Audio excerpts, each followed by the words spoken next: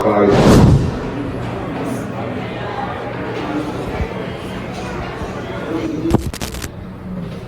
Sobat Bahari Indonesia. Pada kesempatan kali ini saya izin untuk memperkenalkan diri dulu. Nama saya Satria Adi Krisna. Saya salah satu guru produktif Nautika Kapal Niaga di SMK Pelayaran Nasional Purwokerto. Pada kesempatan kali ini saya ingin membahas tentang aturan 14 di P2TL atau Peraturan Pencegahan Tubrukan di Laut, di mana pada aturan 14 itu dengan judul situasi berhadapan atau dalam bahasa Inggrisnya kita sebut dengan istilah on situation.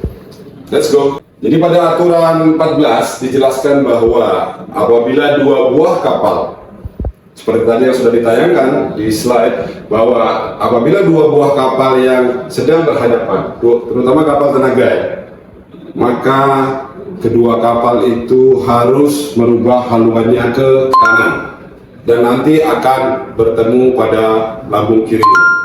Aturan 14 situasi berhadapan, head-on situation. A.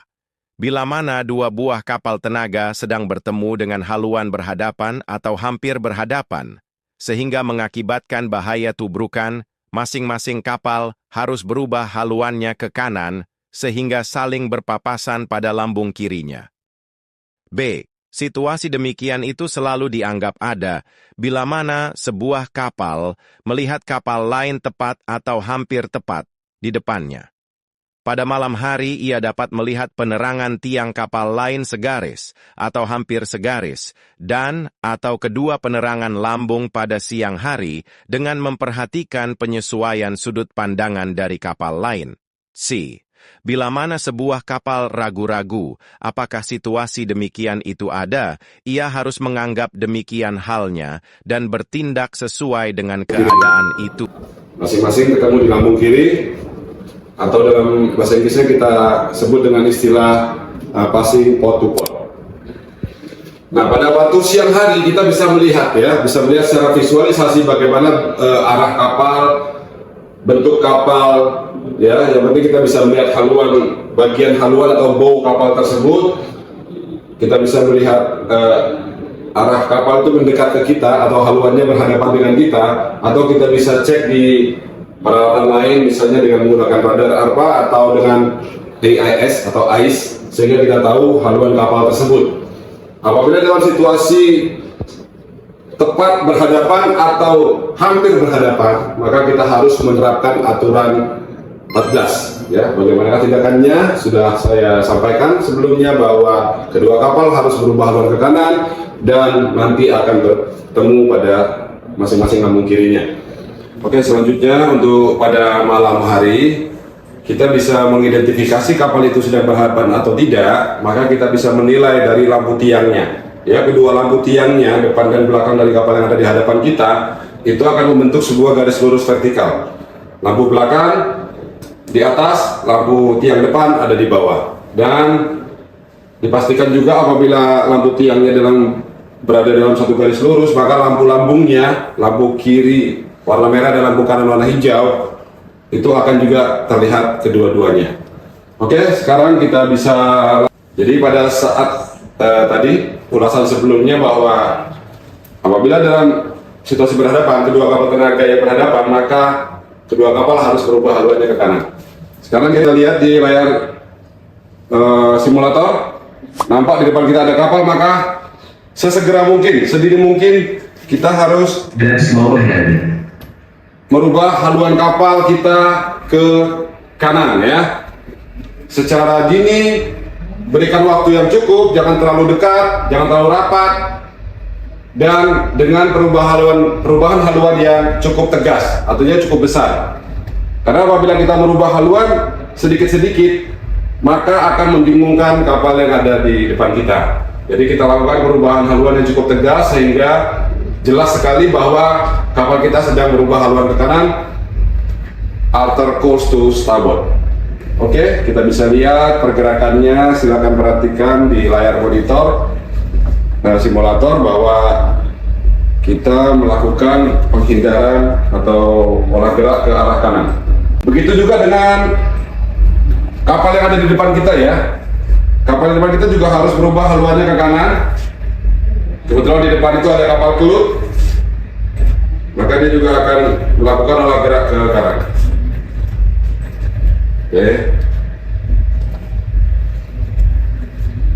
Yang perlu diperhatikan juga bahwa dalam situasi seperti ini, pemantauan atau pengawasan harus selalu dilakukan, baik secara langsung dengan menggunakan mata, dengan menggunakan binokular.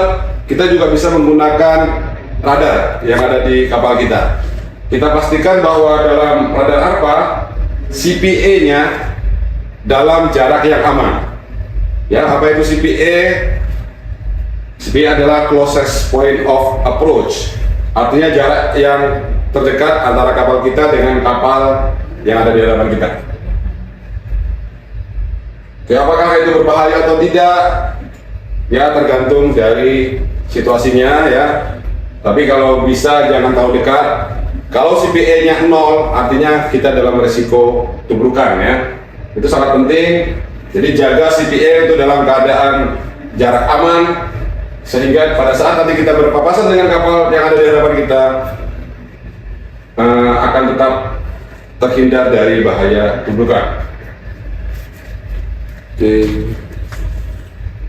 Kita juga bisa memonitor CPA kapal lain menggunakan alat ICE ya. Nah, kalau ini kita menggunakan radar, jaraknya berapa? Nah, CPA sekarang 0,12, ya lumayan dekat, tapi saya kira ini masih cukup aman dalam pelayaran. Oke, sekarang kembali kita perhatikan di layar monitor bahwa kedua kapal sudah berubah haluannya ke kanan dan berapa saat lagi kita akan bertemu pada lambung kirinya. Nanti ada pertanyaan, Pak, bagaimana kalau kita merubah haluan ke kiri? Apakah diizinkan? Sebaiknya kita patuhi saja aturan yang ada di aturan 14, yaitu merubah haluan ke kanan. Kapan merubah haluan ke kiri diizinkan? Dalam situasi-situasi tertentu, misalnya di sebelah kanan kita banyak nelayan, di sebelah kanan kita ada perairan dangkal, di sebelah kita mungkin ada pengeboran minyak misalnya. Artinya itu adalah bahaya navigasi yang akan membahayakan pelayaran. Makanya kita bisa untuk konfirmasi ke kapal depan untuk meminta perubahan haluan ke kiri, dan nantinya akan bertemu pada lambung kanan ya. Tapi itu tidak direkomendasikan apabila situasinya normal-normal saja. Dalam situasi normal, utamakan untuk merubah haluan ke kanan supaya kita mempunyai persepsi yang sama terhadap aturan P2TL, sehingga pelayaran itu selalu dalam keadaan aman dan terkendali ya. Nih, kita lihat ya. Silakan lihat di simulator bahwa kapal kita KM SPM 01 dengan kapal yang tadi di hadapan kita sekarang sudah hampir berpapasan, yaitu KM Kelut. Nah, dalam jarak yang aman, terkendali, safety sekali ya. Oke, ini sangat penting untuk para perwira-perwira muda bahwa menaati P2TL adalah suatu kewajiban. Ya, kita boleh menghindar atau menyimpang dari aturan P2TL. Kita bisa melanggar aturan P2TL hanya apabila situasi tertentu yang menyebabkan situasi bahaya tabrakan yang mendesak atau mendadak ya. Kita bisa menyimpang dari aturan P2TL, tapi sebisa mungkin, saya ulangi lagi, saya tegaskan lagi, sebisa mungkin kita ikuti saja aturan P2TL, maka pelayaran akan aman. Gitu ya. Kalau silakan lihat ke monitor lagi, kapal kita sudah berpapasan dengan kapal Kelut.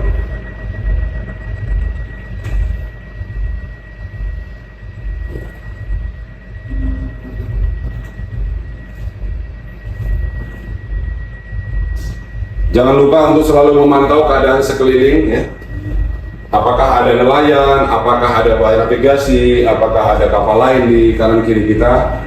Jadi kita nggak terfokus dengan satu kapal saja, kita fokus juga, kita harus perhatikan juga keadaan sekeliling kita selalu. Kita untuk pengamatan keliling ada di aturan 5 ya, nanti ada pembahasan berikutnya. Oke, lihat kapal kita sudah tepat berpapasan ya. Dan ini dipastikan aman, sudah terhindar dari bahaya keburukan. Selanjutnya setelah kita merasa aman dan sudah bisa kembali ke haluan yang kita rencanakan kembali. Begitu untuk pembelajaran hari ini, semoga bermanfaat. Utamakan keselamatan, patuhi aturan.